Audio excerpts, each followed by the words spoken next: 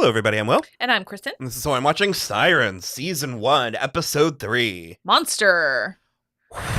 Okay, really quick. We keep forgetting to talk about how everybody has signed an NDA. I was going to say, we keep forgetting to talk about, like, a lot of Basically shit. everything. So everyone's had to sign an NDA. And in addition to that, Simone has been not truthful about how their mother died, but that's okay because we actually found out what actually happened in this episode. And also, Devin dropped out of college to come back home and work 3 jobs so that Simone could go to Yale. So it's like a whole thing. Yeah.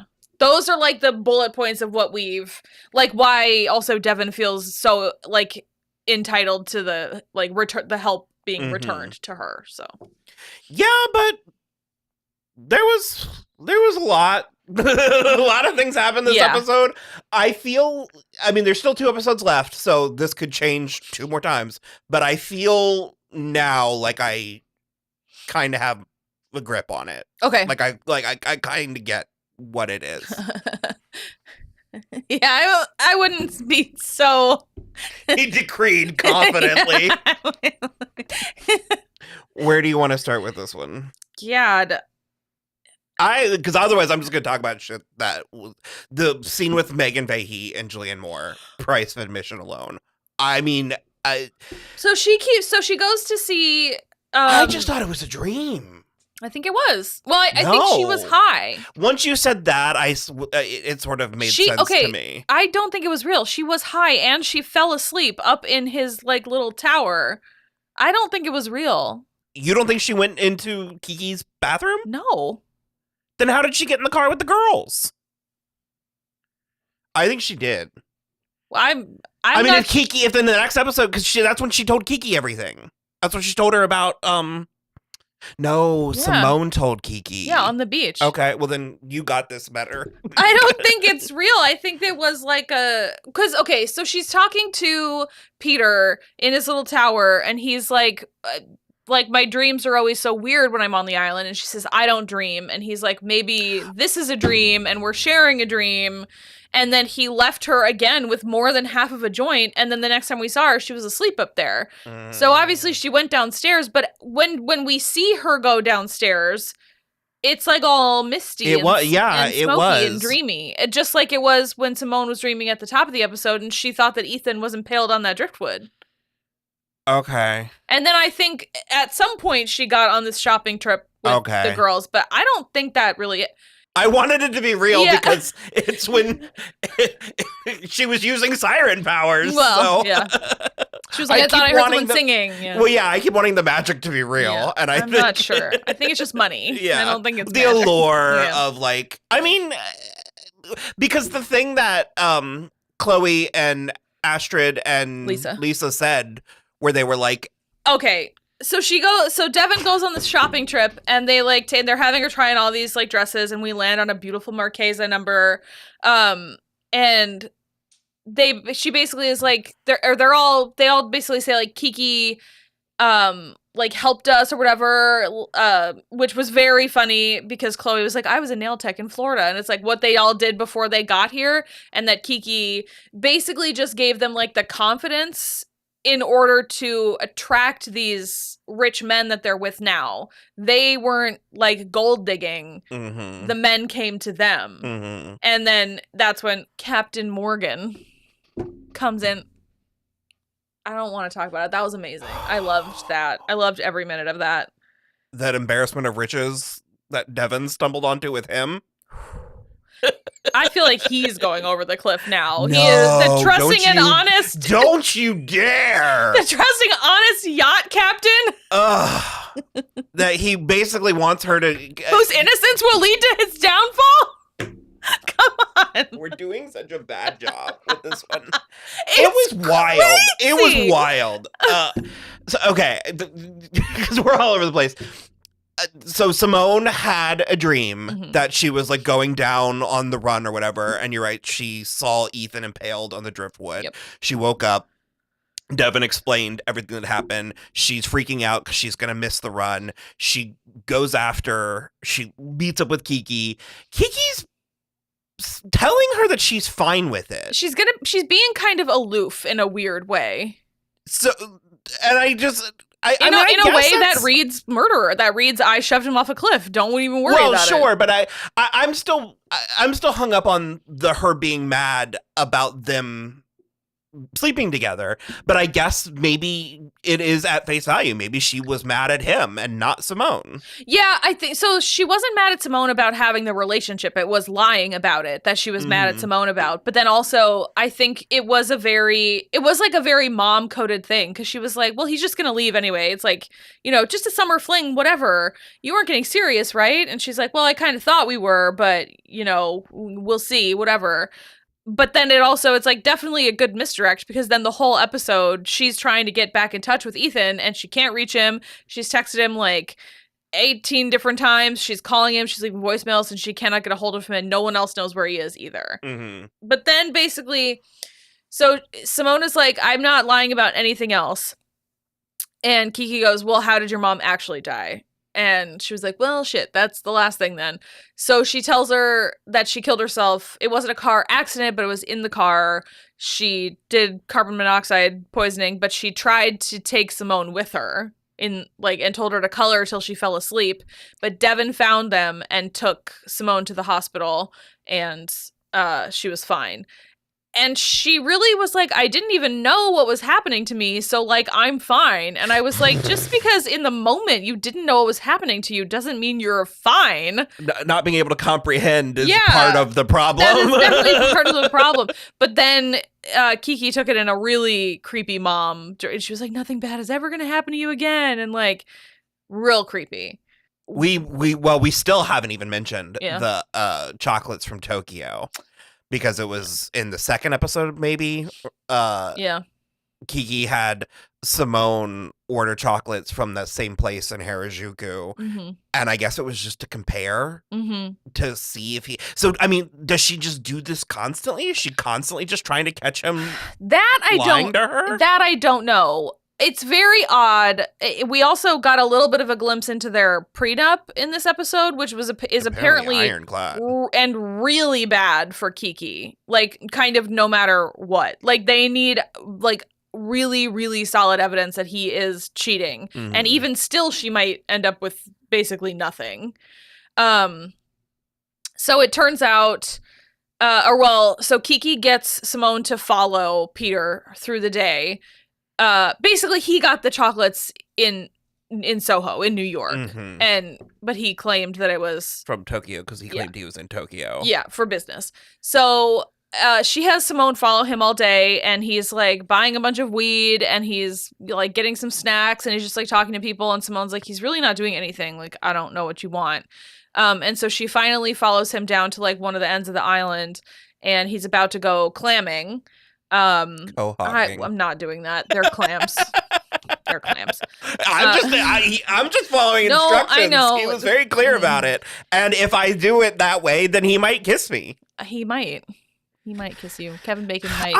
There's a non-zero chance Kevin Bacon could kiss all of us. I don't know how I feel about it. I like him.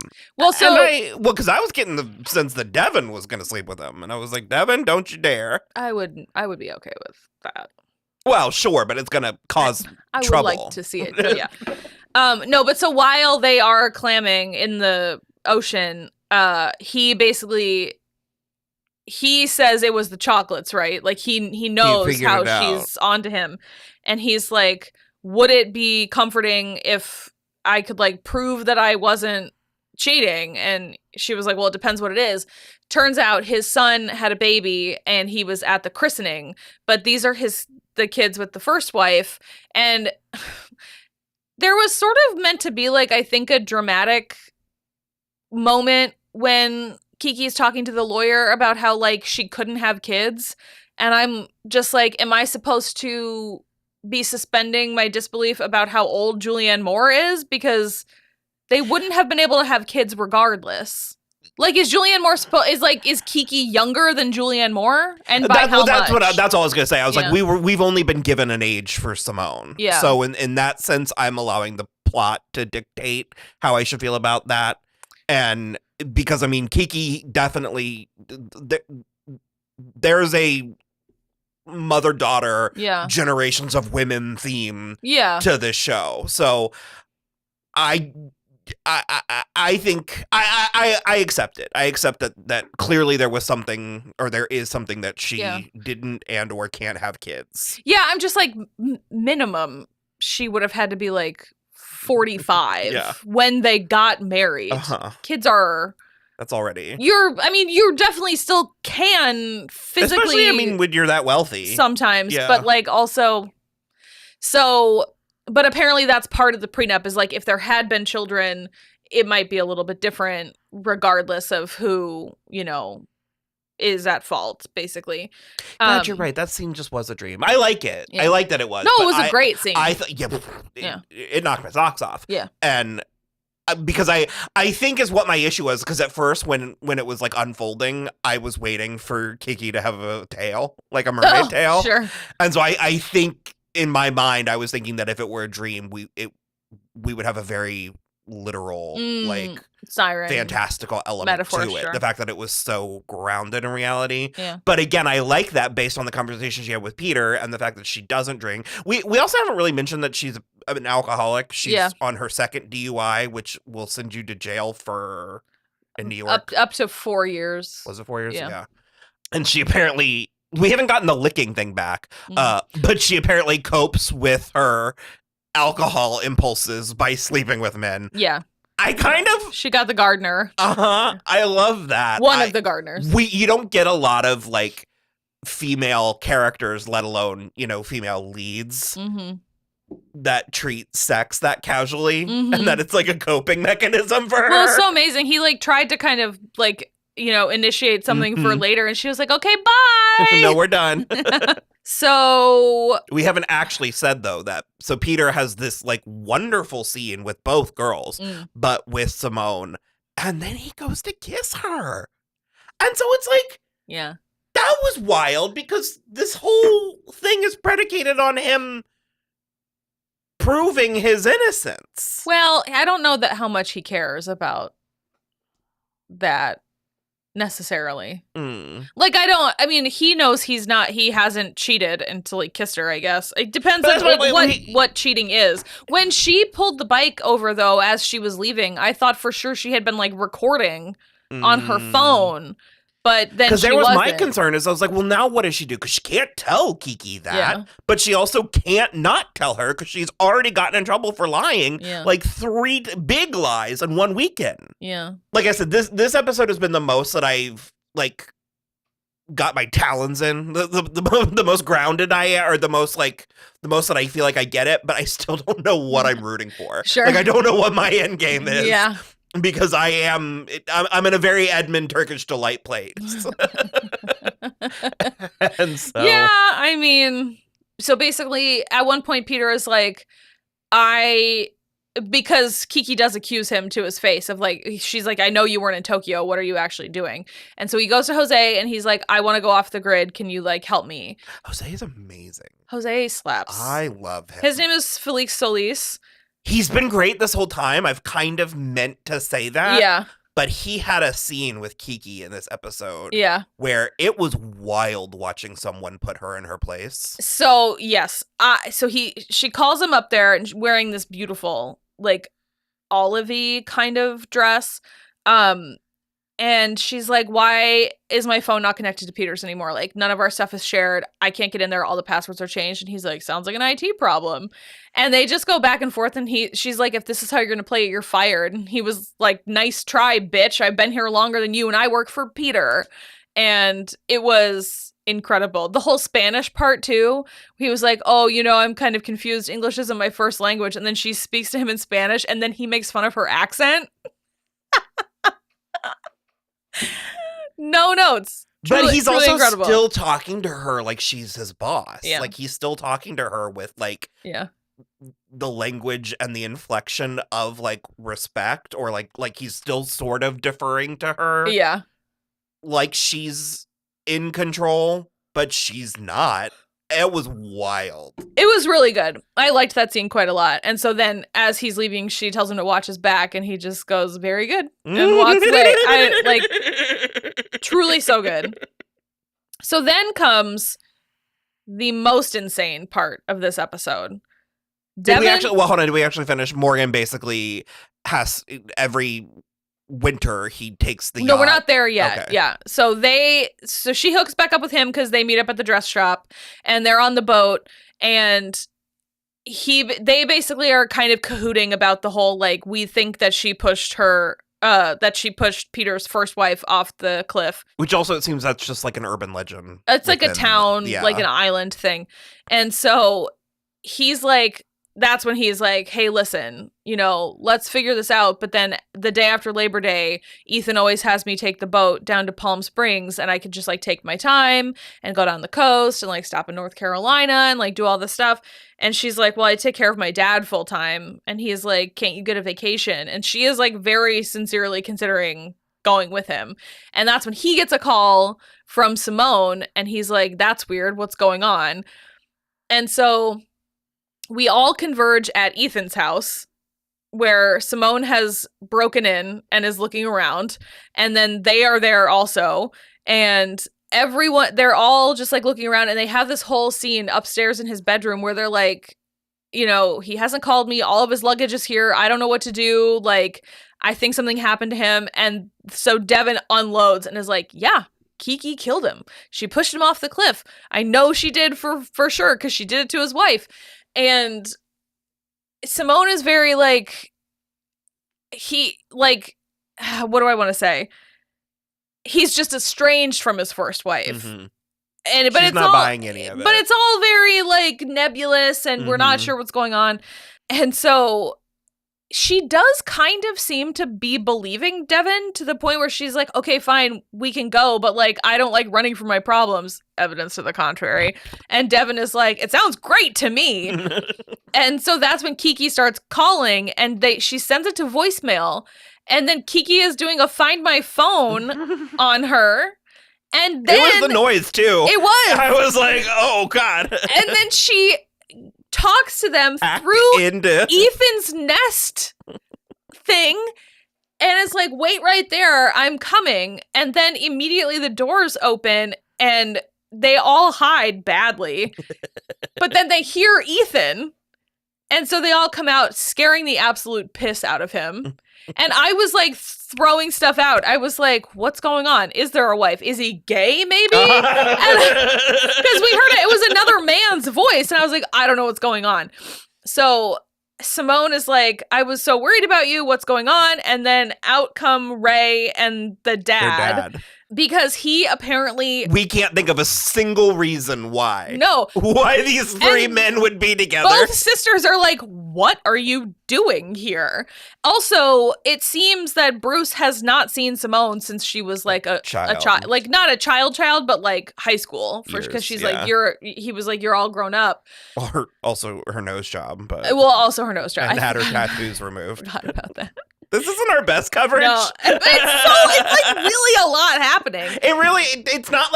It's not necessarily a plotty show, but there's lots of like things. I can't imagine. This must be expanded from the play. I can't imagine there's like sitting. I think through this and having to remember everything.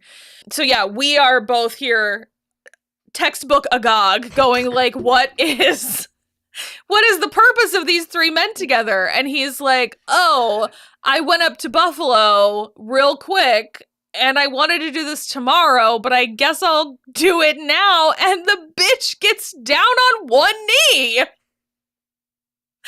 proposes. What the hell? And that is when it went to credits. Yeah. Absolutely bonkers. So we can't help you either.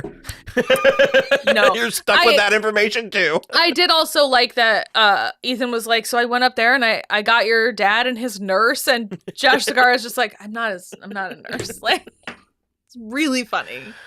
Really funny, weird show. Can't wait to watch the last 2 episodes. So there's 2 more episodes. I feel like we'll live lifetimes between now and then. We'll see. So, because there's this party. Yeah, the gala. And the party before the gala. And Devin has to put that Marchesa dress on again. We have to have a big climax at the cliffside in that flowy Marchesa dress for sure. Some hoes in this house. There's Also, some hoes in this house. There's some hoes. It was like my brain couldn't hold it. I was straight up going to ask you a question, and then that scene happened. And I still don't remember the question I was going to ask you. Wiped your brain clean. Well, it was like slow-mo and not slow-mo. And it was both Astrid and Chloe singing along to Wet Ass Pussy. Like, I don't know. It was miraculous. Did I get high tonight? The divine feminine. I don't know. Boy. Okay. Well, we'll be back when we're done. Well, after the next episode. Yeah.